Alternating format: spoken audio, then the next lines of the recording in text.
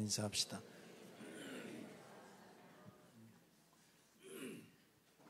자, 저는 이제 올해 감사한 걸 이렇게 생각해 보니까 요새 기억력이 없어져가지고 상 받긴 건 잘 생각이 안 나고, 하반기 때 우리가 평신도 세미나를 열어서 다른 교회를 섬겼던 기억이 감사했고요. 또 체육대회 하면서 제가 몸이 아팠다가 이제 회복이 돼서 사랑의 타이타닉이라는 그거 하고 전 종목에 출전해서 지금도 후유증에 시달리지만 어쨌든 건강하게 회복돼서 감사하고, 또 우리 목장 2번의 분가식이 있었고 또 한 번의 싱글 목자 임명식도 있었고, 얼마 전에 우리 어르신 세례했던 기억도 감사합니다. 또 저 개인적으로는 우리 어머니 이번에 심근경색이 오셨는데 아직도 살아 계셔서 감사하고, 또 목장 제가 섬기고 있는데 저희 목장에 교회는 안 나오는데 목장에 나오는 2 친구가 지금 생명의 삶을 안 빠지고 잘 나오고 있어서 감사합니다. 저는 직업이 목사다 보니 감사한 조건을 찾다 보니까 다 이런 거예요. 근데 여러분은 이제 실제 세상 속에서 아주 치열하게 살고 계시니 그 치열한 현장 가운데 감사한 조건은 저하고는 좀 다를 거라고 생각합니다. 오늘 이제 여기 앞에 이제 보면 한 해 수확물이면 옛날에는 이게 연봉이잖아요. 이거 갖고 1년 살았거든요. 그래서 한 해 동안 내게 주신 감사한 게 뭔가 한번 찾아보되, 오늘 이제 말씀 가운데서는 진짜 감사가 뭔가를 찾아보려고 합니다. 우리 계시록 앞에 이제 용과 그 2 짐승의 공격을 하나님이 한때, 2때, 반때, 42달, 3년 반 이렇게 성도를 공격하게 허락하셔서 그런 공격 가운데 승리한 성도들의 모습이 14장에 기록되어 있었어요. 어린 양 옆에 서 있는 14만 4천, 그들은 어린 양의 피로 죄를 씻음 받은 사람들, 이마에 어린 양의 이름이 적혀 있고 어린 양이 어딜 가든지 따라가는 사람들이라고 이제 승리한 사람들을 정의해 놨습니다. 얼마 전에 새 천사의 이야기가 등장하면서 이제 그들은 어떤 사람들이냐, 전할 복음을, 영원한 복음을 갖고 있는 자라고 첫 번째 천사가 얘기해 줬고, 2번째 천사는 앞으로 될 무너졌도다 바벨론, 그래서 세상의 부귀영화와 쾌락으로 유혹하고 있는 바벨론 음녀는 결국 무너지고 멸망한다라는 그런 선언을 했었고, 3번째 천사는 무슨 얘기를 했냐면 그냥 무너지는 걸로 끝나는 게 아니다 이 말이죠. 유황과 불의 지옥이라고 하는 영원한 멸망과 고통 가운데 안식이 없다 그랬습니다. 그래서 이 땅에 살면서 안식을 좀 경험해 봐라. 시지프스의 저주 있잖아요. 큰 바위를 산꼭대기에 막 끌어올렸다가 올려놓으면 또 떨어지고, 계속 영원히 그 작업을 하는 그런 저주 가운데 있는 모습이 세상의 부귀영화를 따라가며 살아가는 사람들, 절대 쉴 수 없는 그런 사람들의 모습이다라고 우리가 배웠습니다. 자, 오늘 이제 말씀은 뭐냐면 간단해요. 2절이니까. 하나는 뭐냐면 하나님의 계명과 예수를 믿는 믿음을 지키는 자는 인내가 필요하다. 당연하겠죠. 어린 양이 가는 곳을 얼마든지 따라가고 어디든지 따라가고, 그런데 따라가려고 하는데 그 짐승과 악한 것들은 끊임없이 우리를 바벨론과 같은 세상의 영광을 가지고 유혹한단 말이에요. 이 세상에 돈 준다는데 싫다는 사람이 어디 있겠어요. 그런 공격과 싸워서 주님만 따라가려고 하면 인내가 필요해요, 안 필요해요? 필요하죠. 그러니까 오늘 12절에 나와 있는 인내는 그냥 가만히 생각해 보면 충분히 알 수 있어요. 그런데 오늘 12절에는 또 다른 한 가지의 말씀이 붙어 있어요. 그건 뭐냐면 하나님의 계명을 지키는 자들, 이렇게 나와요. 자, 그래서 이 12절을 아까 우리 새 번역으로 읽었는데 개역 개정판으로 한번 더 읽어볼게요. 자, 12절 한번 읽어봅시다. 시작. 성도들의 인내가 여기 있나니 그들은 하나님의 계명과 예수에 대한 믿음을 지키는 자니라. 인내가 있는데 하나님의 계명을 지키는 것, 예수에 대한 믿음. 아까 세 번역인 예수를 믿는 믿음이라고 그랬는데 여긴 예수에 대한 믿음이라고 써놨어요. 쉬운 성경 한번 또 볼까요? 시작. 그러므로 하나님의 거룩한 백성은 하나님의 명령을 지키고 예수님을 끝까지 믿고 따르면서 참고 견뎌야 할 것이다. 대충 이제 의미 파악은 되시죠? 자, 그러면 예수를 믿는 믿음은 다 믿으니까 이 자리에 계시지만 첫 번째 나와 있는 구절이에요. 하나님의 계명을 지키는 것이라고 나와요. 혹시 여러분 하나님의 계명이란 단어는 명령, 지시 뭐 이런 뜻이에요. 율법으로도 해석이 되고. 그럼 하나님이 성경에서 우리에게 해라 하지 말아라 하고는 명령을 잘 지키고 계시죠? 여기 교회 맞지? 자, 창조가 되고 하나님이 주신 계명이 첫 번째 내려온 계명이 혹시 뭔지 아세요? 아담에게 주었는데 뭘 먹지 마라? 제가 캄보디아 온 것 같은데 꼭 어떻게 된 거지 이거? 선악을 알게 하는 열매를 먹지 마라가 첫 번째 주신 계명이었어요.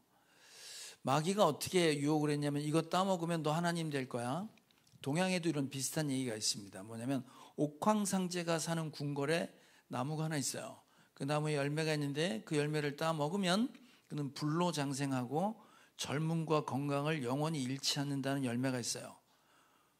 그걸 따먹은 사람이 있는데 그 사람 이름이 뭐냐면 손오공이에요. 그 열매 이름이 뭔지 알아요? 천도복숭아. 뭐라고? 천도복숭아. 그게 천도복숭아예요. 많이 따드세요. 그걸 손오공이 따먹고 그게 서유기 이야기란 말이에요. 마치 비슷하게 선악과를 따먹으면 불로장생하며 젊음을 잃지 않는 것 같이 신의 경지에 오를 것 같다는 유혹 때문에 아담은 선악을 알게 하는 열매를 따먹고 스스로 하나님이 되려고 합니다. 그 결과 에덴 동산에서 쫓겨났죠. 영이 죽어서 하나님을 모르게 됐고 혼이 죽어서 형이 동생을 때려 죽이는 일이 벌어져요. 결국 몸도 죽습니다. 이 후예들이 점점 죄가 많아져서 하나님이 싹쓸이를 해요. 노아 홍수로 싹쓸이하고 다시 시작했는데 다시 시작한 인간들이 쌓은 탑이 무슨 탑? 바벨탑. 그게 지금 우리 계시록에 나오는 바벨론 나오는 거예요. 바벨탑. 내 도시를 만들고 내 이름을 알리기 위해서 성을 쌓고 탑을 쌓아서 하늘 꼭대기에 올라가자. 인간이 갖고 있었던 내용입니다. 그런데 이 타락한 인간들을 하나님이 구원하시기 위해 아브라함을 부르시고 아브라함을 통해 12지파의 자식들을 만들고 자손들을 만들어 민족을 하나 만듭니다. 근데 그 민족은 이스라엘이란 민족의 이름을 갖고 있었는데 애굽 땅에 이집트 땅에 노예로 가서 430년을 살아요. 그 430년 동안 노예로 허덕이던 사람들을 전체 이스라엘을 구원해냅니다. 누구를 사용해서? 모세. 그 모세가 창세기, 출애굽기, 레위기, 민수기, 신명기, 모세 오경, 율법서라는 책을 기록해요. 그래서 모세는 자기가 처음으로 만난 하나님은 어떤 하나님이냐면 구원하시는 하나님. 무슨 하나님? 구원하시는 하나님. 그래서 하나님의 이름을 뭐라고 알려주냐면 여호와라고 알려줘요. 그러니까 여호와 하나님이란 얘기는 구원하시는 하나님이구나 이렇게 모세가 알았어요. 자, 그래서 파라오 왕 이집트의 노예로 살았던 백성들을 홍해바다 건너서 가나안 땅으로 데려가는 광야에 갖다 놓고 이제 아무도 이를 지배할 수 없어요. 이제 하나님의 통치를 받게 돼서 하나님이 그때 시내산에서 이스라엘 백성에게 계명을 줘요. 유명한 계명인데 무슨 계명? 십계명. 뭐라고요? 십계명. 십계명은 뭔지 아시죠? 자, 십계명이 뭔지 원전을 한번 봐요. 이게 십계명은 성경책 앞뒤에 다 써 있어서 맨날 알고 있는데 그 원전을 한번 보고 십계명이 뭔지 한번 찾아보세요. 자, 출애굽기 20장입니다. 오늘 하나님의 계명을 지키는 거니까 한번 보자고요. 같이 읽어요. 시작. 이 모든 말씀은 하나님이 하신 말씀이다. 나는 너희를 이집트 땅 종살이 하던 집에서 이끌어낸 주 너의 하나님이다. 너희는 내 앞에서 다른 신들을 섬기지 못한다. 너희는 너희가 섬기려고 위로 하늘에 있는 것이나 아래로 땅에 있는 것이나 땅 아래 물속에 있는 어떤 것이든지 그 모양을 본떠서 우상을 만들지 못한다. 너희는 그것들에게 절하거나 그것들을 섬기지 못한다. 나 주 너의 하나님은 질투하는 하나님이다. 나를 미워하는 사람에게는 그 죗값으로 본인뿐만 아니라 3, 4대 자손에게까지 벌을 내린다. 그러나 나를 사랑하고 나의 계명을 지키는 사람에게는 수천 대 자손에 이르기까지 한결같은 사랑을 베푼다. 너희는 주 너의 하나님의 이름을 함부로 부르지 못한다. 주는 자기의 이름을 함부로 부르는 자를 죄 없다고 하지 않는다. 안식일을 기억하여 그날을 거룩하게 지켜라. 너희는 엿새 동안 모든 일을 힘써 하여라.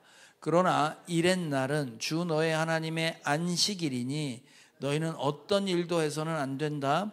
너희나 너희 아들이나 딸이나 너희의 남종이나 여종만이 아니라 너희 집짐승이나 너희 집에 머무는 나그네라도 일을 해서는 안 된다. 내가 엿새 동안 하늘과 땅과 바다와 그 안에 있는 모든 것을 만들고 쉬었기 때문이다. 그러므로 나 주가 안식일을 복주고 그날을 거룩하게 하였다. 너희는 부모를 공경하여라.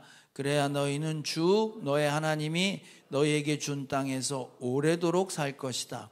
살인하지 못한다. 간음하지 못한다. 도둑질하지 못한다. 너희 이웃에게 불리한 거짓 증언을 하지 못한다. 너의 이웃의 집을 탐내지 못한다.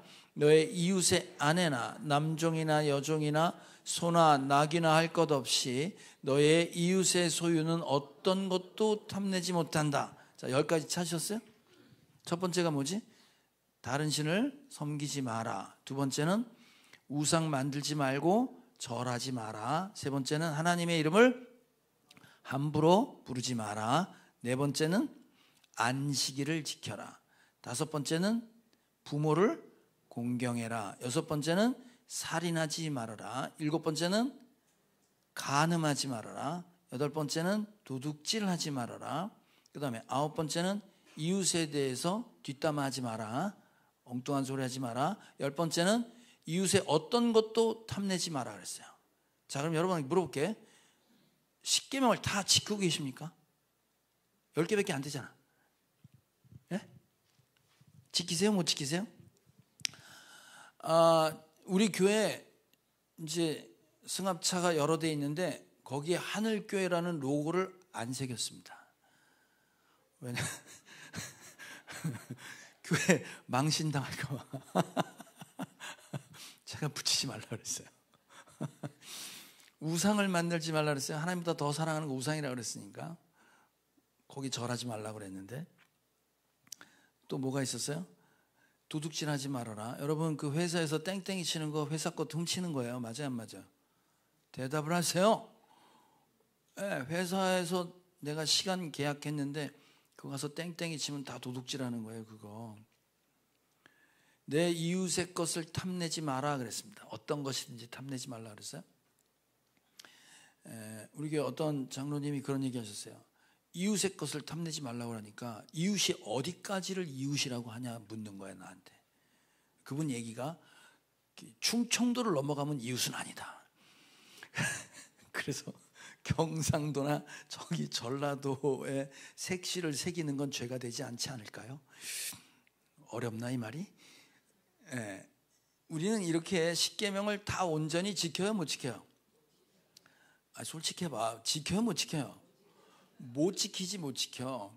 그러면 자, 여러분 같으면 아예 10개 하나도 안 지키고 망나니로 사는 놈하고 9가지는 잘 지켰는데 하나 어긴 사람하고 죄를 똑같이 물어야 돼, 다르게 물어야 돼? 어떻게 생각하세요? 잘 모르겠죠? 성경은 이렇게 얘기합니다. 자, 야고보 2장입니다. 시작. 누구든지 율법 전체를 지키다가도 한 조목에서 실수하면 전체를 범한 사람이 된다. 10계명을 풀어놓은 게 613가지의 율법이 있습니다. 구약에. 하지 말아라가 365가지, 해라라고 했던 게 248가지인가 그래요. 그래서 613가지의 법이 있어요. 그 중에 다 지키다가 하나라도 어기면 다 어기는 게 되는 거예요. 자, 이게 율법으로 뭘 하는 거냐면 율법은 법이 있으니까 그 법을 어기면 범죄가 되잖아요. 내가 죄를 짓게 된단 말이에요. 이걸 죄인이라고 그래요. 내가 죄를 졌구나. 그럼 죄값을 받는 거예요. 이게 구약에 하나님이 주신 계명이고, 계명을 지키냐 안 지키냐는 중요한 문제예요. 이 613가지의 계명, 10계명을 온전히 지키잖아요. 그럼 그 사람은 죄가 있어요, 없어요? 없어요. 아니, 법을 다 지켰는데 왜 죄야? 죄인이 아니라니까. 그걸 뭐라고 하냐면 의인이라고 그래요. 뭐라고요? 의인. 이 의인은 하나님 앞에 갈 수 있는 거예요. 하나님 죄가 없기 때문에 거룩하신 분이에요. 그러니까 죄 없는 내가 갈 수 있는 거예요. 그러니까 613가지 10계명을 하나도 어기지 않고 다 지키는 사람은 의로운 사람이에요. 자, 근데 여러분 지금 여기 계신 분들 지킬 수 있어요, 없어요? 없지. 자, 문제는 뭐냐면 예수님이 이 땅에 오셨어요.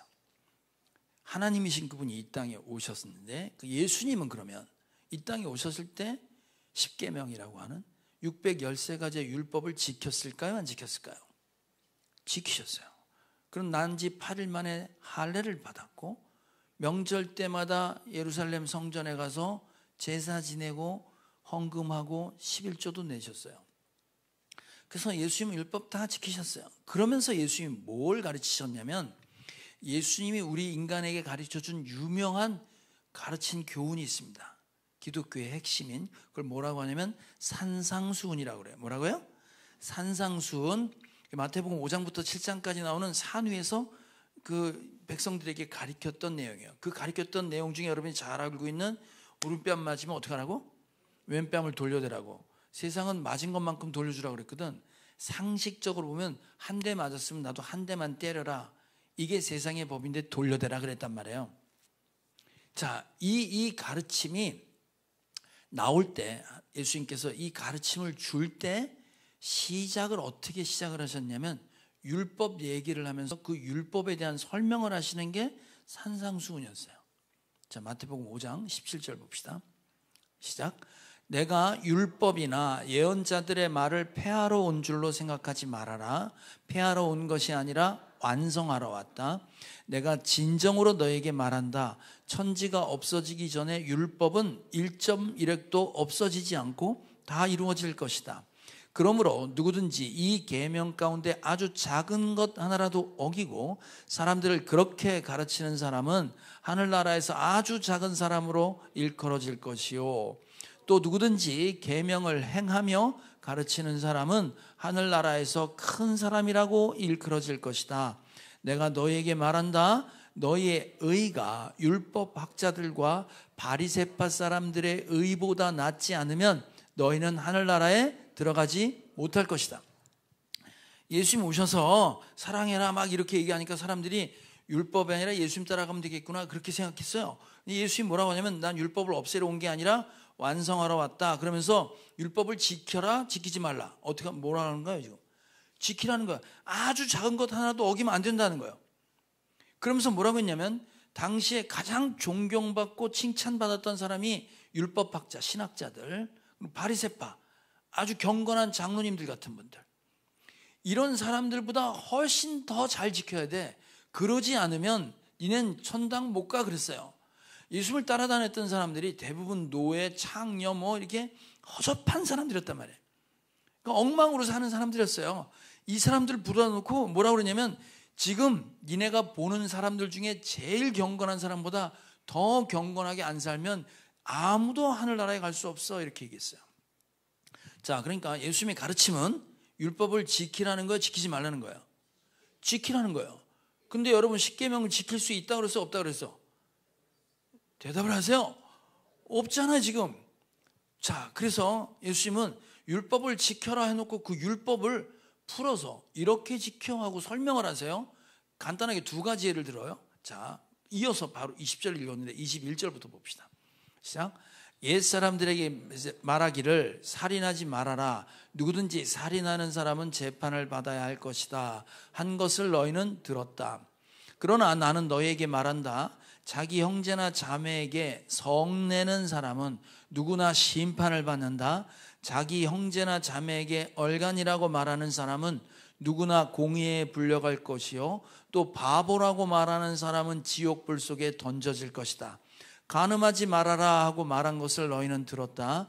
그러나 나는 너에게 말한다. 여자를 보고 음욕을 품는 사람은 이미 마음으로 그 여자를 범하였다. 두 가지 예를 드는데, 살인하지 말라라는 예를 들어요. 구약에 살인하지 말라면 그 사람이 처벌받으려면 시체가 있어야 돼. 사람을 죽였으면 증거가 있어야 될 거 아니에요. 내가 그 사람을 죽이는 걸 두세 증인이 봐야 돼. 그러면 내가 살인죄로 재판받고 처형받는 거예요. 간음하지 말아라는 현행범으로 잡혀야 돼. 간음하는 현장을. 그럼 돌로 쳐 죽였단 말이에요. 이게 하나님이 주신 십계명 613가지의 율법에 나온 얘기예요. 근데 예수님 지금 뭐라고 하냐면, 실제 사람을 살인하지 않아도 네 형제나 네가 사랑하는 사람들한테 저런 등신, 저런 멍청이, 모질이 이렇게 얘기하면 살인이라는 거예요. 실제 목을 졸라 죽이는 게 아니라 말로 사람 죽이는 거 다 사형죄다 이 말이에요.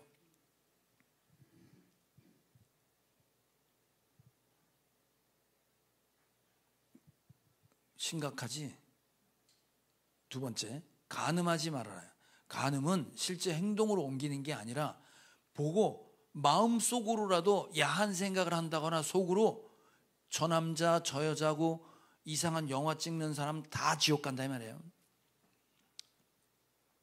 어떤 영상을 동영상 짧은 걸 봤는데, 엘리베이터에 남자하고 여자하고 둘이 타 있어. 근데 한 여자가 마지막에 탁 문 닫히기 전에 탄다. 근데 여자가 짧은 치마에 섹시한 여자예요. 여자가 앞에 탁 서니까 이 남자가 눈이 돌아간 거야. 그래서 그 여자를 계속 쳐다봐. 그때 옆에 있던 여자가 그 남자의 뺨을 때리는 거야.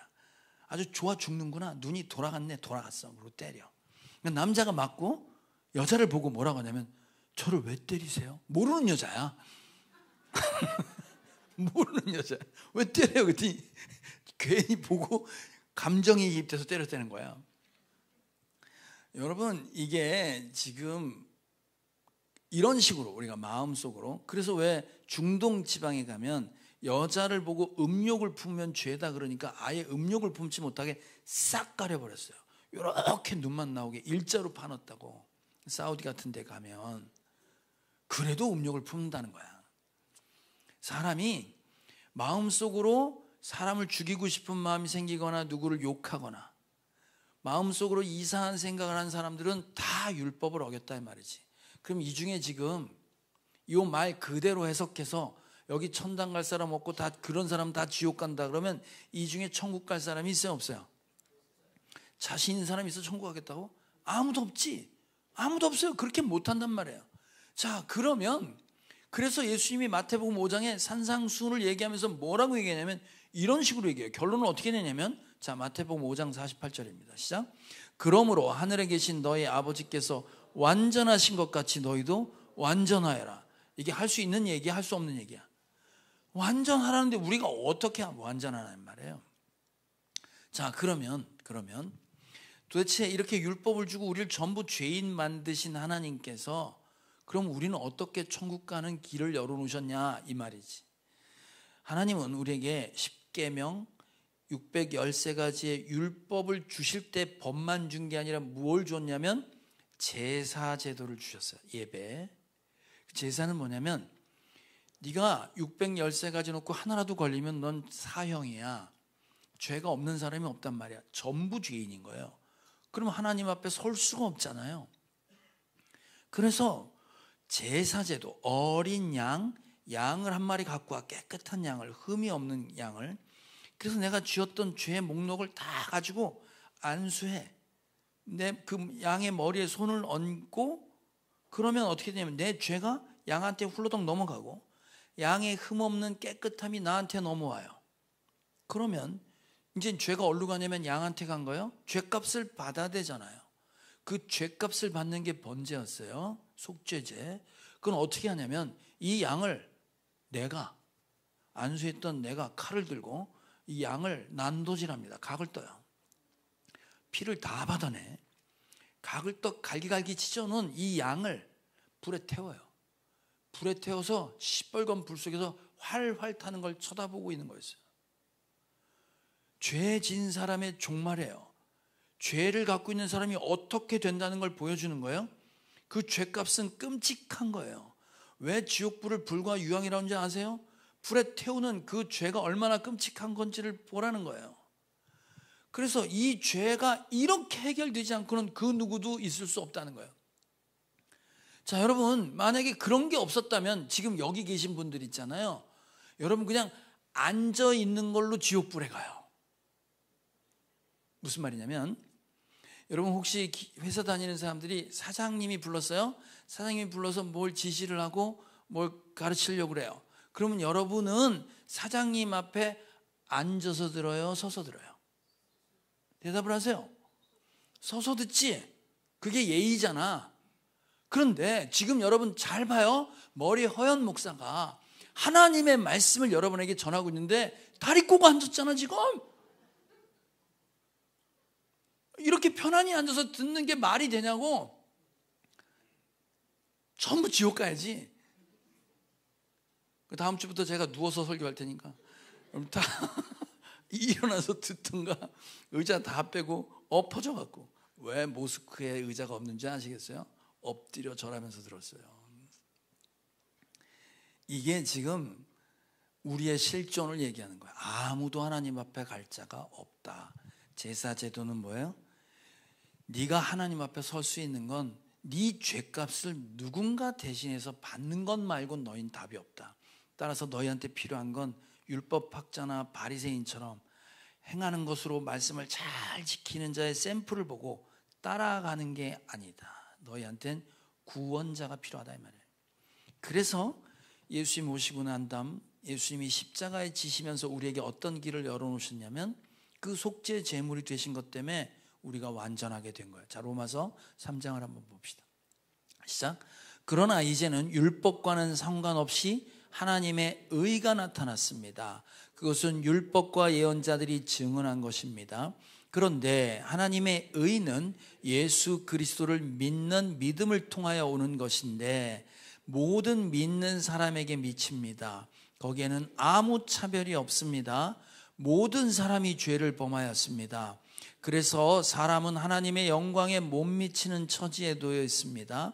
그러나 사람은 그리스도 예수 안에서 얻는 구원으로 말미암아 하나님의 은혜로 값없이 의롭다는 선고를 받습니다. 하나님께서는 이 예수를 속죄 제물로 내주셨습니다. 그것은 그의 피를 믿을 때 유효합니다. 하나님께서 이렇게 하신 것은 사람들이 이제까지 지은 죄를 너그럽게 보아주심으로써 자기의 의를 나타내시려는 것이었습니다. 자, 요한계시록에 예수님의 승리자의 모습이 어린 양으로 계속 나오잖아요. 그 어린 양은 내 죄를 뒤집어 쓴 어린 양이에요. 속죄 제물이 되셔서 이가 피 흘리고 각을 떠 불에 태워지는 이 희생 제물로 나는 죄 없다라는 것들을 선고받았대요. 이게 무슨 말이냐면 여러분이 그래서 지금까지 지은 죄를 하나님이 그 피를 믿는 너를 보고 용서했다 이 말이에요. 그러니까 짓고 있는 죄가 있는데 어린 양의 피를 갖고 있는 사람은 이 지금 짓고 있는 죄가 죽음이야. 그게 피란 말이야. 근데 내가 예수님의 피를 들고 있는 사람은 그 죄를 다 덮어서 없었던 걸로 해준다 이 말이에요. 그래서 예수를 믿는 사람은 예수님이 율법을 지켜 완전했던 것처럼 그 완전함이 나한테 전가돼서 내가 흠없다 이 말이에요. 그래서 무슨 죄를 지어도 예수님의 피가 내가 죄 없다는 것을 선언해 준다는 거예요. 이건 무슨 말이냐면 여러분 촉법소년 알지? 그 13살이냐? 몇 살이죠? 아무튼 미성년자는 죄를 져도 감옥에 안 가요. 안 잡아간다고. 마치 여러분에게 지금 촉법소년과 같은 권리를 준 거예요. 여러분 만약에 살인해도 좋다는 쿠폰을 줬다고 쳐봐. 그럼 여러분 쿠폰 쓸 거야 안 쓸 거야? 살인해도 처벌받지 않아. 누구도 죄를 묻지 않아. 그리고 여러분들한테 살인 쿠폰을 한 100장 줬다고 쳐봐. 쓸 거야 안 쓸 거요? 다음 주에 반타작은 안 나올 걸 이 중에? 저 왼수를. 여러분 만약에 간음해도 전혀 죄를 묻지 않고 아무런 처벌을 받지 않는 쿠폰을 100장 줬으면 딴짓 할 거야 안 할 거요? 예를 들어 줘 내가? 예? 조인성이나 배용준이 지나가면 따라간다 안 따라간다?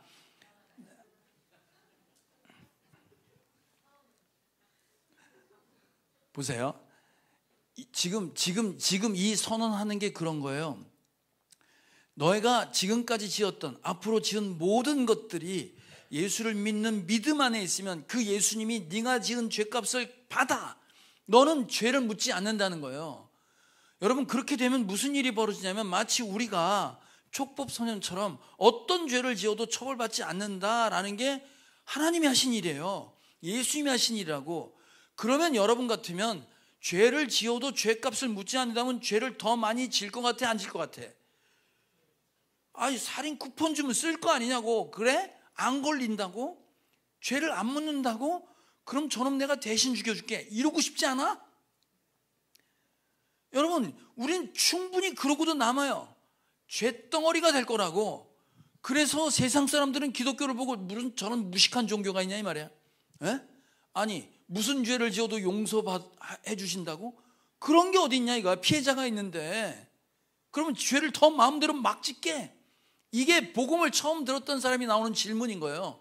그러면 내가 용서 가운데 있으면 아무리 죄를 져도 괜찮네? 그럼 죄를 지을 수 있는 거네? 이런 질문을 하게 된다고요. 자, 로마서 6장입니다. 시작.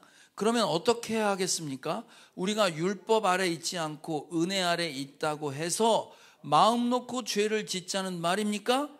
그럴 수 없습니다. 그러나 하나님께 감사한 것은 여러분이 전에는 죄의 종이었으나 이제 여러분은 전에 받은 교훈에 본에 마음으로부터 순종함으로써 죄에서 해방을 받아서 의의 종이 된 것입니다. 이 질문이 나와요. 그럼 마음대로 죄를 져도 좋단 말입니까? 그런데 해봐라 했더니 그럴 수 없습니다로 나온 거예요. 그럴 수 없습니다. 자, 이게 무슨 말이냐면 이거예요. 자, 여러분 출애굽할 때 이집트에 있던 노예였던 이스라엘 백성을 건져내는 마지막 재앙이 10번째 재앙이 뭐였냐면 장자 애굽 이집트 땅에 있는 첫 번째 아들은 첫째는 다 죽었습니다. 이 장자의 개념은 그 가문을 대표하는 거예요. 그래서 장자가 죽었다는 얘기는 사실 이집트 다 죽였다 이 말도 돼요. 그러니까 이스라엘 백성을 구원하기 위해서 이집트 사람을 죽였어요. 그럼 그 죽은 애의 엄마는 어떻게 되는 거예요? 네? 구원을 할 때 이스라엘 민족을 빼내기 위해서 애굽 사람이 아무 죄 없다고 생각했던 첫째 아들은 다 죽었어요. 짐승도 첫째는 싹 죽었어요. 그럼 남들 죽이면서 구원받는 게 구원 맞나? 이런 생각 들지 않아요 혹시? 근데 하나님이 하신 일이 그런 일이라고 설명해요 우리한테. 자, 이사야 43장입니다. 시작. 나는 주 너의 하나님이다. 이스라엘의 거룩한 하나님이다. 너의 구원자다. 내가 이집트를 속량물로 내주어 너를 구속하겠고 너를 구속하려고 너 대신 에디오피아와 스바를 내주겠다. 내가 너를 보배롭고 존귀하게 여겨 너를 사랑하였으므로 너를 대신하여 다른 사람들을 내주고 너의 생명을 대신하여 다른 민족을 내주겠다. 너 하나 건져내려고 에디오피아, 아프리카에 있었던 그 나라와 민족 다 죽였다 이 말이에요 지금. 너 하나 살리자고 너 대신 누군가를 죽이고 누군가가 아니야. 너 하나 살리려고 다른 민족을 다 죽일 수도 있어. 이렇게 해서 빼냈다는 거예요 지금. 우리가 그렇게 구원받았다는 거예요. 나 하나 살자고 누군가 엄청난 희생의 대가로 내가 살아있다 이 말이에요. 우리는 이런 경험을 살면서 할 수가 없습니다. 그래서 기독교가 얘기하고 있는 구원에 대한 의미가 인식이 안 돼요. 내가 어떻게 살아났는지 잘 몰라요. 왜냐면 내가 예수님 죽는 걸 본 적도 없고 나 대신 한민족이 죽었다는 걸 경험할 수도 없는 거예요. 겨우 하나 까물까물 알 수 있는 게 여러분 엄마가 여러분 낳은 거야. 생명 걸고. 근데 기억이 없잖아요. 그렇잖아요. 내가 누군가의 생명을 담보로 다 죽이고 살아났다는 경험이 없어요. 구원받은 자는 이런 거예요. 나 하나 살자고 누군가의 한 민족을 다 때려 죽이고 내가 살아남았다고? 이건 불공평하다라고 얘기하는데 실제 그 경험을 받은 사람은 그럴 수 없다는 거예요. 마음대로 살았는데 그게 안 된다는 거예요. 여러분, 오래전에 나온 영화인데 라이언 일병구하기라는 영화 아시죠? 네? 보세요. 라이언 일병구하기는 뭐냐면 2차 대전 때 한 가족의 형제 넷이 군대에 갑니다. 그런데 노르망디 상륙 작전 때 형들 3명이 다 죽어요. 막내만 살아남아요. 장군이 사망 통지서를 보내려고 하다 보니까 한 집에 3장의 사망 통지서가 가는 거예요. 아들 하나 남았는데 얘는 살려서 보내야 되겠다고 장군이 작전을 짜요. 그래서 한 소대를 이 라이언 일병을 구해내서 엄마한테 보내라라고 작전 지시를 합니다. 그래서 그 톰 행크스가 그 소대장 대위로 나와요. 밀러 대위로 나와. 그 사람이 8명을 소대원으로 해서 라이언 일병을 찾아가요. 결국 라이언 일병을 찾는데 그 라이언 일병을 살려내는데 다 전사합니다. 한 명 살아남고 다 전사해요. 그리고 밀러 대위가 마지막에 죽는 다리 위에서 죽을 때 라이언 일병을 불러놓고 이렇게 얘기해요. 너 꼭 살아남아라. 잘 살아라 그래요. 잘 살아라. 그리고 밀러 대위는 죽어요. 자, 그럼 여러분 보세요. 한 사람이 8명의 핏값으로 나 대신 죽어서 내가 살았어. 이게 성경 얘기인데 내가 뭔가 죄를 지면 내가 죄 짓는 것에 누군가 대신 죽어. 그러면서 나는 보호받는다는 거예요. 뻔뻔하게. 그럼 개판으로 살 것 같잖아. 근데 그렇게 살지 못한다는 거야. 내가 누군가의 희생으로 살아남은 사람은, 그걸 경험한 사람은 절대로 그렇게 살 수 없대요. 자, 영상을 한번 볼까? 라이언 일병 마지막 장면이에요. 끝나고 난 다음에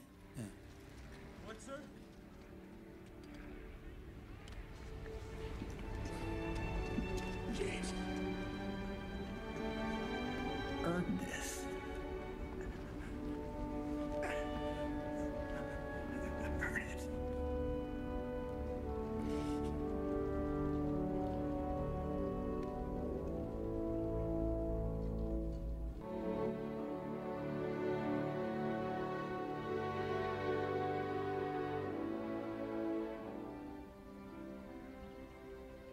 Every day, I think about what you said to me that day on the bridge.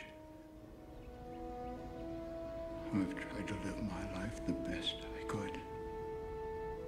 I hope that was enough. I hope that at least in your eyes, I've earned what all of you have done for me.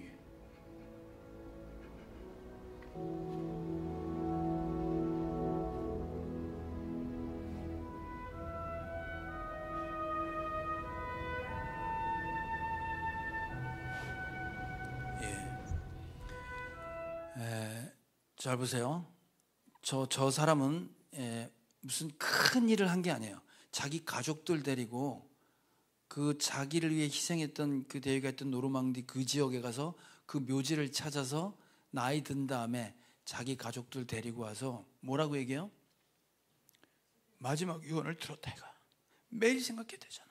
그러면 보세요.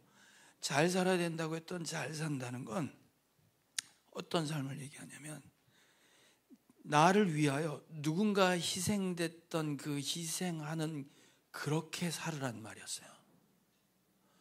그 소대원 8명에는 엄마 없나? 엄마 없냐고. 그 사람들도 다 부모가 있을 거 아니에요. 예? 그러면 그런 희생과 그런 사랑을 받은 사람은 계명이 뭔지 10계명이 뭔지 613가지가 중요하지 않아요. 그렇죠. 이 한 사람을 움직이는 건 그의 희생과 사랑이 그를 움직여서 나도 저렇게 살아야지 라고 사는 삶이에요. 여러분, 예수님은 구약의 내용을 하나님 사랑, 이웃 사랑이라고 그랬어요. 마지막 예수님의 유언은 뭐였냐면 내가 너를 사랑한 것처럼 너도 그렇게 살아 그랬어요. 여러분, 지금 이 장군이 작전을 짤 때 한 명을 살리자고 8명을 버리는 작전을 짜는 건 멍청한 짓이에요. 그렇지 않아요? 누가 그런 작전을 짭니까? 그런데 이 세상에서 물론 평가는 해봐야 되겠지만 지금까지 전투력이 가장 훌륭한 센 군대가 어디냐면 미국 해병대래, 그린벨에. 그런데 그 미 해병대의 전투 수칙이 있어. 전쟁을 하고 싸우는데 제일 원칙이 뭐냐면 절대로 전우를 버리지 않는다요. 응? 전우를 안 버린대. 그러니까 시체라도 가서 반드시 끌고 온다 이 말이에요. 그리고 어딘가 고립되고 어딘가 죽을 위기에 있으면 그 전우들이, 자기들의 전우들은 반드시 나를 살리러 온다는 거야. 그리고 실제로 그렇게 하고 하나 살리자고 전체 부대원이 다 몰살을 해도 온다 이 말이야. 그러면 부대 전체 부모나 여러분이 볼 때 이런 무식한 작전이 있냐 그러는데 낙오된 내 입장에선, 낙오된 내 입장에선 어떤 생각 갖고 있냐면 나를 구하러 반드시 온다 내 전우들이. 나를 살리려고 반드시 오고 있다라는 믿음과 소망으로 싸우고 있다 이 말이야. 그런데 그 전투력이 세상에서 가장 센 전투력으로 나온다 이 말이야. 여러분, 내가 어딘가 죄를 짓고 있어. 이 죄값은 누군가 생명을 버려야 돼. 그런데 반드시 생명을 버리면서 나를 죄에서 건져낼 자가 있다 이 말이에요. 이게 지금 성경이 말하는 그런 얘기인 거예요. 내가 결코 너를 버리지 않고 너를 떠나지도 않으며 내가 너를 위해 너의 죄값을 내가 다 지울 수 있는 그런 은혜로 내가 있다라고 얘기합니다. 성경 한번 읽어볼까요? 자, 신명기 31장입니다. 시작. 너희는 강하고 담대하라. 두려워하지 말라. 그들 앞에서 떨지 말라. 이는 내 하나님 여호와 그가 너와 함께 가시며 결코 너를 떠나지 아니하시며 버리지 아니하실 것임이라. 여호수아에게도 똑같은 얘기를 하죠. 자, 여호수아 시작. 내가 사는 날 동안 아무도 너의 앞길을 가로막지 못할 것이다. 내가 모세와 함께 하였던 것과 같이 너와 함께하며 너를 떠나지도 아니하며 버리지도 아니하겠다. 예수님 마지막 명령 마태복음 28장 시작. 내가 너에게 명령한 모든 것을 그들에게 가르쳐 지키게 하여라. 보아라, 내가 세상 끝날까지 항상 너희와 함께 있을 것이다. 주님이 결코 나를 버리지도 않고 떠나지도 않고 나와 항상 함께 있다고 하세요. 여러분, 우리는 살다가 실수하고 엎어지고 죄에 져요. 그럴 때마다 죄에서 건지기 위해 반드시 주님이 오신다 이 말이에요. 주님이 그냥 오시는 게 아니라 피 흘려 내 죄를 덮으시기 위해서 오시고 계시다 이 말이지. 이걸 경험한 사람은 어떻게 살아? 함부로 죄 짓고 살지 않고 네 마음대로 살아 그래도 살 수 없다는 거예요. 그 주님이 하셨던 그 일을 우리가 따라가고 그걸 인내하는 삶을 산대. 13절은 어떻게 끝내는 줄 아시죠? 주 안에서 죽는 자는 복이 있다. 그가 행한 것이 영원히 그를 떠나지 않는다 그랬어요. 이 말은 무슨 말이냐면 예수님 명령하셨어요. 내가 널 사랑한 것처럼 너도 그렇게. 그리고 그분이 날 위해 죽은 걸 경험한 사람들은 어떻게 살아요? 그렇게 산단 말이에요. 누군가를 위해서 말도 안 되는 작전 같은 일을 한다고. 한 사람 살리자고 내 시간과 내 물질과 내 모든 것들을 그에게 내주는 일들을 하기 시작합니다. 그걸 영원히 떠나지 않는데요. 주님이 그걸 복 있는 자다 그럽니다. 저 여러분, 진짜 감사는 이런 게 감사한 거예요. 나를 떠나지 않는 주님의 십자가가 있다는 게 가장 큰 감사고, 그 감사함을 갖고 있는 자가 모여서 그 주님을 찬양하는 것입니다. 저 여러분, 그렇게 찬양하는 여러분 되길 주님의 이름으로 축복합니다. 찬양합시다.